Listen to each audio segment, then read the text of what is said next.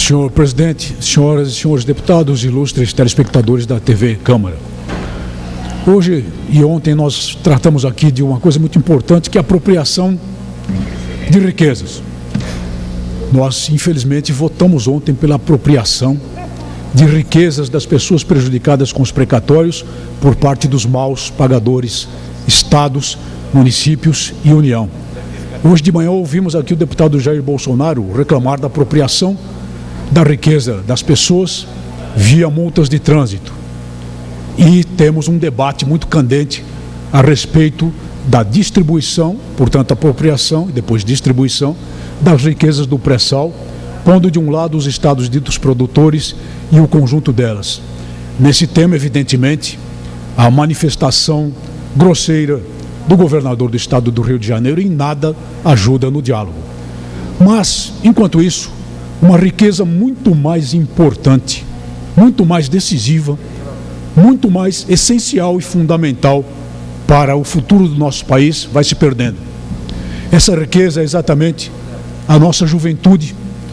E como eu sempre tenho dito aqui, especialmente a juventude pobre da periferia, das grandes cidades, que está sendo cooptada em massa pelo crime organizado, para servir de mão de obra da propagação do mal, de mão de obra da destruição, e para servir de carne de canhão, porque são chacinados também, morrem entre os 14 e os 24 anos de idade, nos embates do próprio crime organizado, e muitas vezes, o que é altamente indesejável, até mesmo nos embates com a força policial.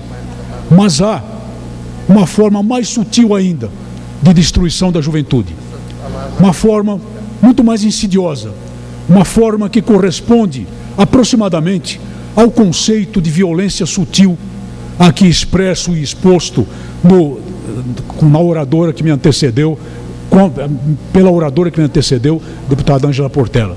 É o conceito da violência sutil. Esse tipo de violência sutil é exposto em uma reportagem recente da Folha Team, uma publicação especializada voltada para os jovens, voltada para os adolescentes, do jornal Folha de São Paulo. O título é Baseado em Família e mostra o fenômeno verdadeiro e crescente dos pais que iniciam os filhos no uso das drogas ilícitas, que distribuem drogas ilícitas, principalmente maconha, mas todos os outros tipos de drogas aos próprios filhos no recesso do lar. Os pais que são aqueles que entregam o primeiro baseado ao filho e fazem as alegações mais interessantes para justificar isso que chamam de um hábito social. Uma delas é a redução de danos. Eles estariam favorecendo os filhos e protegendo os filhos das influências nefastas do mundo perigoso externo, oferecendo aos jovens a droga dentro de sua própria casa.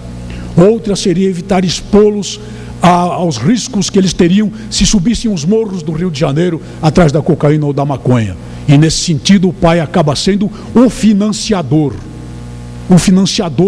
do hábito que leva à dependência e frequentemente provoca efetivamente a dependência e a destruição desses jovens. O pai é o que pratica a violência sutil.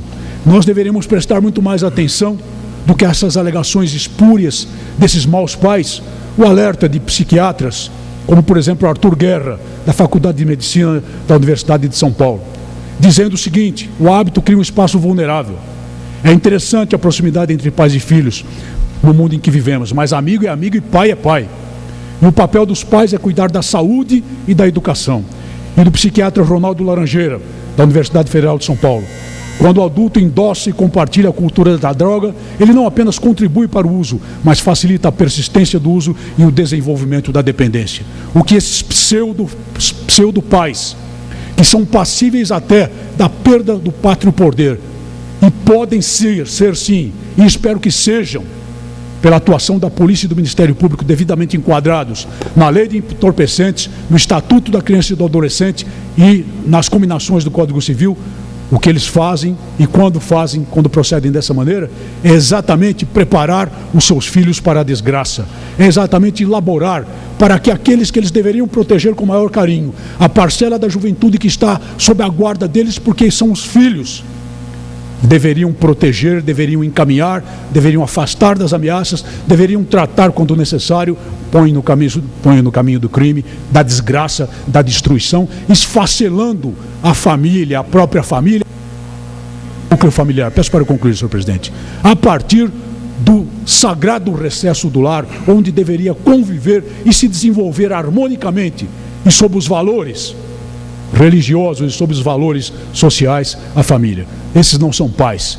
Esses, assim como o grande mercado consumidor de entorpecentes que se desenvolve e cresce no país e que esses pais financiam e também fumam juntos e também consomem cocaína juntos, são os apertadores do gatilho do crime organizado, que mata policiais, que destrói famílias, que mata jovens, que atinge com as chamadas balas perdidas tantas pessoas inocentes no Rio de Janeiro, em São Paulo e nas nossas grandes cidades. Esses não são pais.